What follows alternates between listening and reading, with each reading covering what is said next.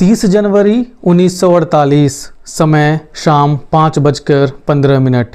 महात्मा गांधी अपनी भतीजियां आभा और मनु के कंधों का सहारा लेकर सभा स्थल की ओर बढ़ रहे थे। जब गांधी अपने सभा स्थल के करीब पहुंचे तभी गॉडसे मनु को धक्का देकर गांधी जी के करीब जा पहुंचा। वह पीछे की ओर लड़खड़ा गई। गांधी जी की माला, उनके चश्मे का डिब्बा, उनका थूकदान और मनु की कलम और नोटबुक जो वह हमेशा प्रार्थना सभा में ले जाती थी, उसके हाथों से गिर गई। फौरन गॉडसे अपनी पिस्तौल निकालकर एक के बाद एक 3 गोलियां गांधी जी के शरीर में उतार दिया। एक गोली सीने में और 2 पेट में। गांधी जी जमीन पर गिर पड़े और मुंह से निकला, हे राम। समय हो रहा था 5:17। बिरला हाउस में गार्डनिंग का काम करने वाला रघुनाथ नायक ने गॉडसे के सिर पर कुदाल से वार किया। वहां मौजूद असिस्टेंट सब इंस्पेक्टर ने फौरन गॉडसे को हिरासत में ले लिया। आज की इस वीडियो में कहानी गांधी के हत्यारे नाथूराम गॉडसे की।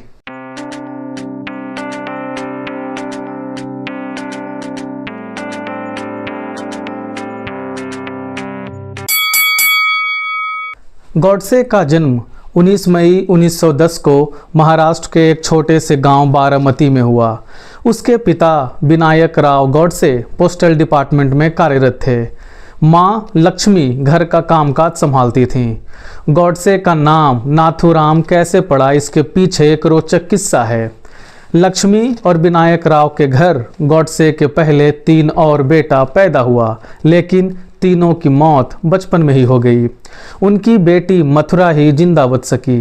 लक्ष्मी और विनायक राव को ये लगता था कि दैवीय श्राप की वजह से उन्होंने अपने सभी बेटों को खो दिया है। इसलिए जब गॉडसे का जन्म हुआ तो उन्होंने उसका पालन पोषण लड़की के रूप में किया।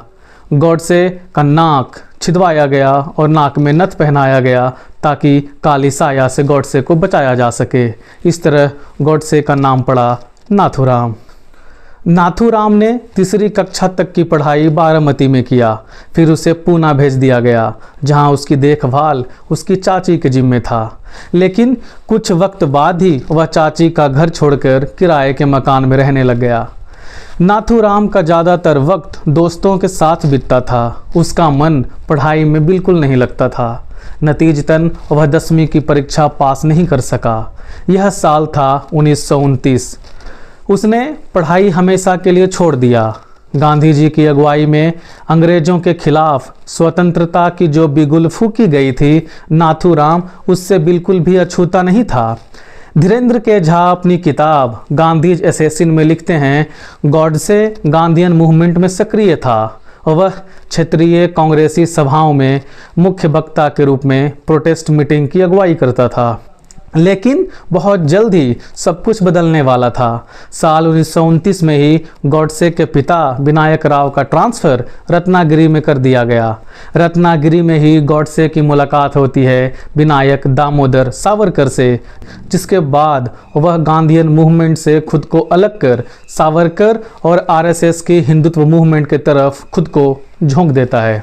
गॉडसे की कहानी को आगे बढ़ाने से पहले मैं विनायक दामोदर सावरकर का जिक्र करना चाहता हूँ। साल 1906 में बाल गंगाधर तिलक की मदद से सावरकर ने इंग्लैंड में लॉ की पढ़ाई करने के लिए स्कॉलरशिप हासिल किया।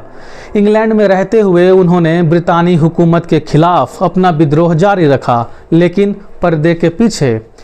धीरेन्द्र के झा अपनी किताब गांधीज असैसिन में लिखते हैं, सावरकर पर्दे के पीछे से काम करने वाले एक ऑपरेटर की तरह थे, जो अपने अनुयायियों को दूर से निर्देश देते थे और विद्रोही गतिविधियों के लिए तैयार करते थे।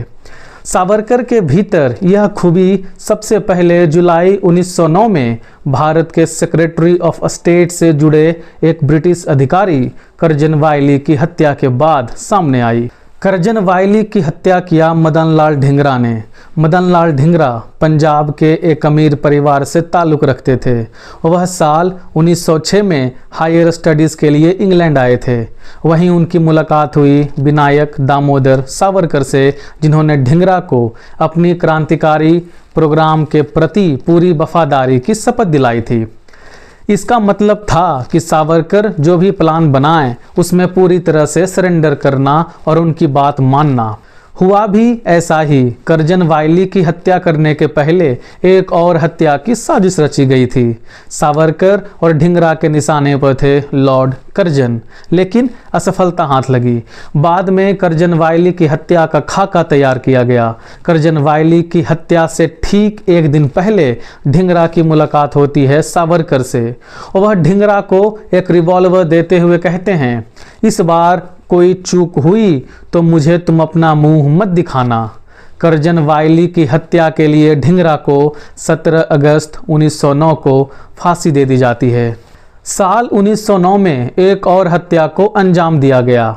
21 दिसंबर 1909 को अनंत कनहरे ने नासिक के डिस्ट्रिक्ट कलेक्टर AMT जैक्सन को गोली मारकर हत्या कर दी थी। जिस पिस्तौल से हत्या की गई थी उसे सावरकर ने लंदन से भेजा था। अनंत कनहरे को फांसी की सजा सुनाई जाती है और सावरकर को 2 गुनी आजीवन कारावास यानी 50 साल की सजा सुनाई जाती है। 4 जुलाई 1912 को उन्हें अंडमान के सेल्यूलर जेल भेज दिया जाता है।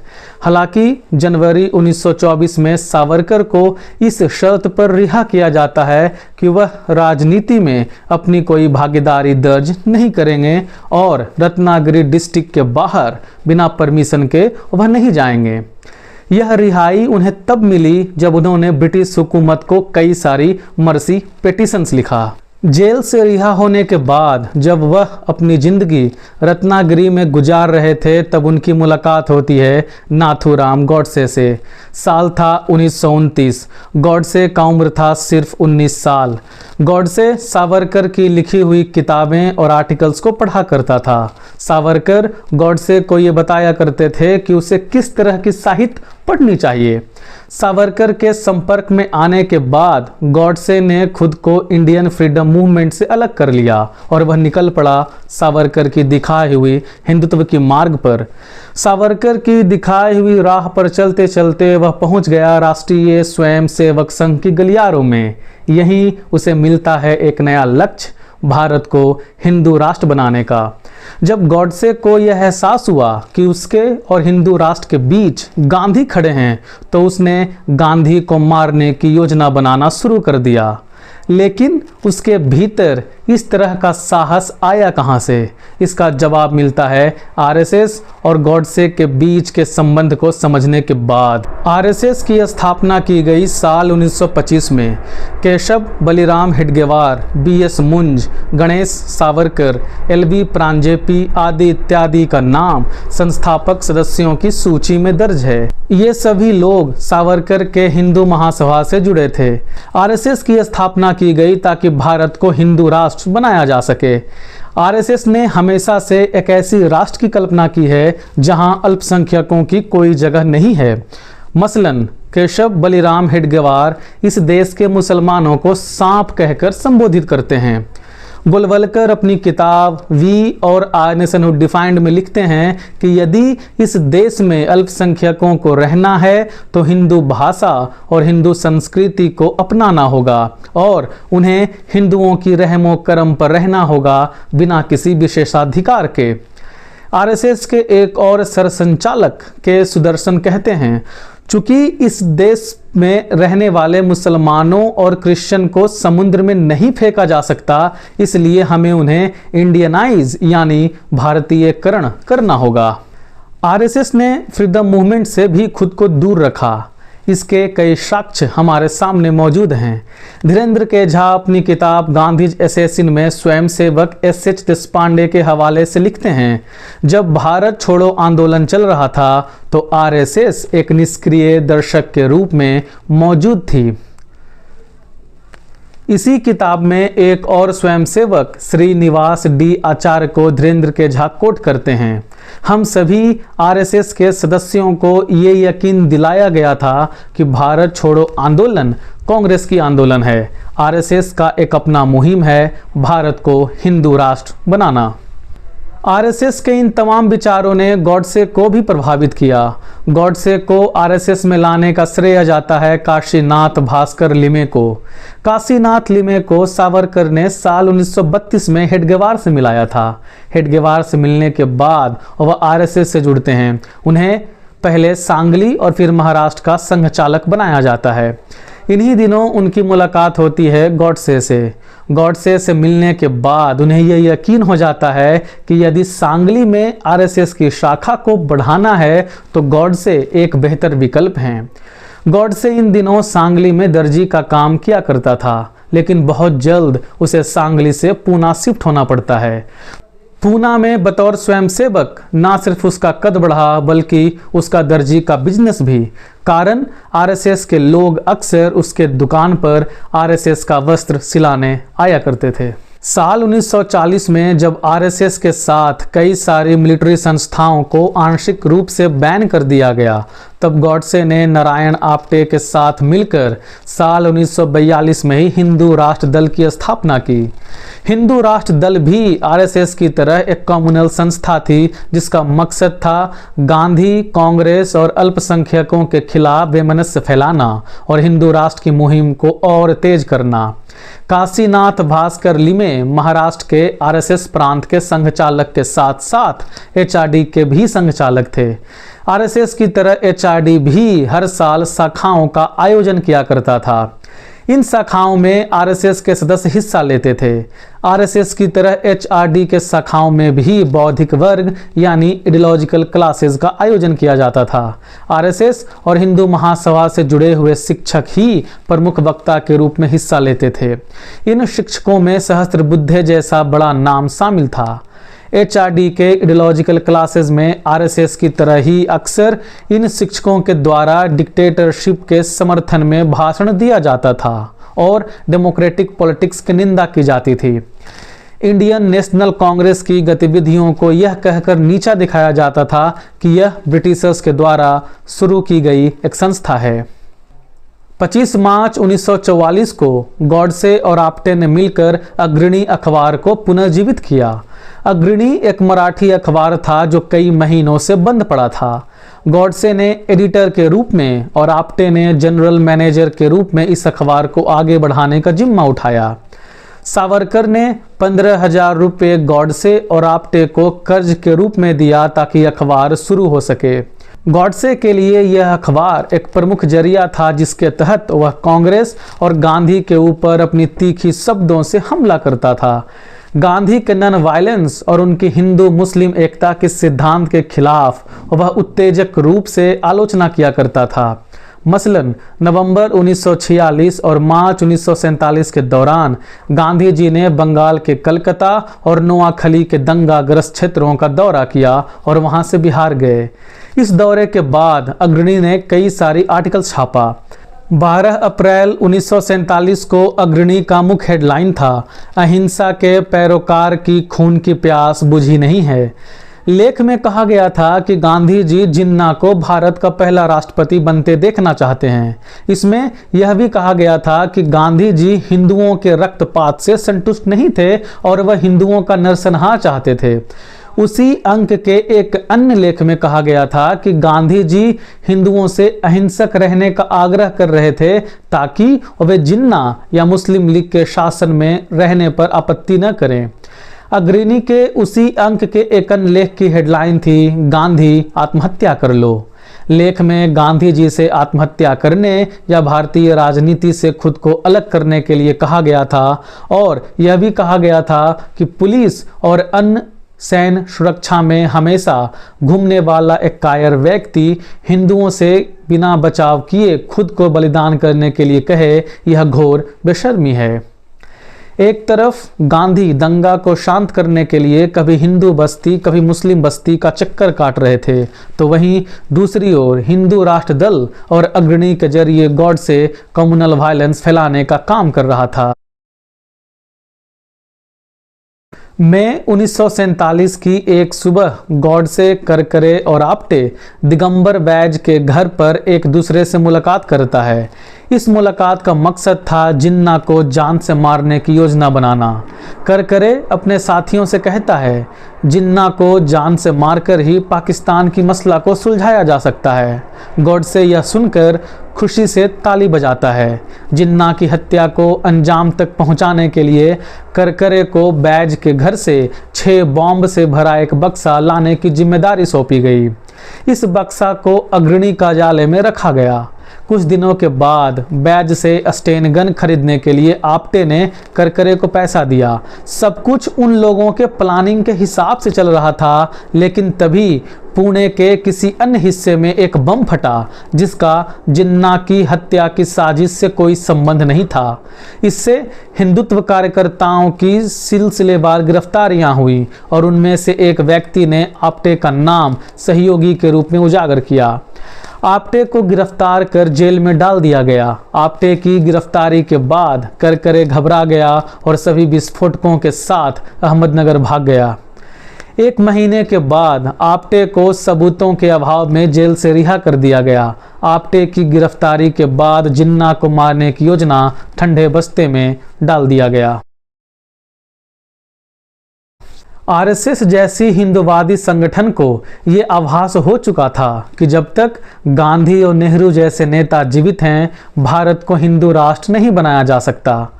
आरएसएस के सभाओं में भी इसका जिक्र किया जाने लगा। मसलन जुलाई 1947 को पूना के शिवाजी मंदिर में एक सभा का आयोजन किया गया। इस सभा की अध्यक्षता कर रहा था नारायण आप्टे। कई आरएसएस स्वयंसेवकों के साथ गॉडसे भी इस सभा में मौजूद था। इस सभा में मौजूद आरएसएस के स्वयंसेवकों ने कहा कि गांधी और नेहरू हिंदू राष्ट्र की राह का कांटा हैं, उन्हें इस रास्ते से हटा दिया जाना चाहिए।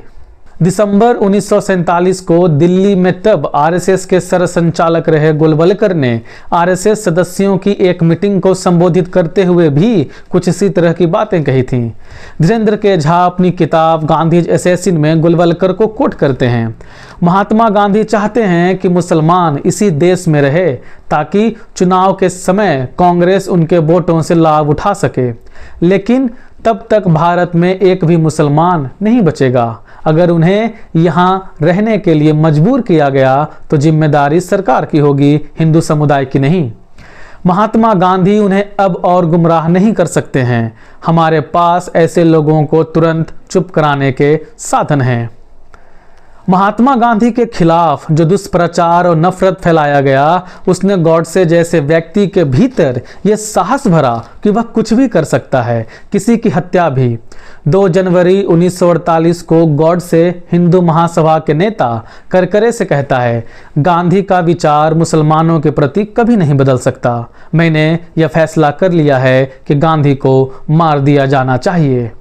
गांधी जी की हत्या के लिए मदन लाल पाहवा को चुना गया। मदन लाल पाहवा एक पाकिस्तानी रिफ्यूजी था जिसे पार्टीशन के बाद बम्बई आना पड़ा। कई रिफ्यूजी की तरह उसे भी यही लगता था कि उसके इस हालत का जिम्मेदार गांधी हैं। बम्बई में वह घर घर जाकर किताबें और फल बेचा करता था। बहुत जल्द वह बॉम्बे छोड़कर अहमदनगर चला जाता है, जहां उसकी मुलाकात होती है करकरे से।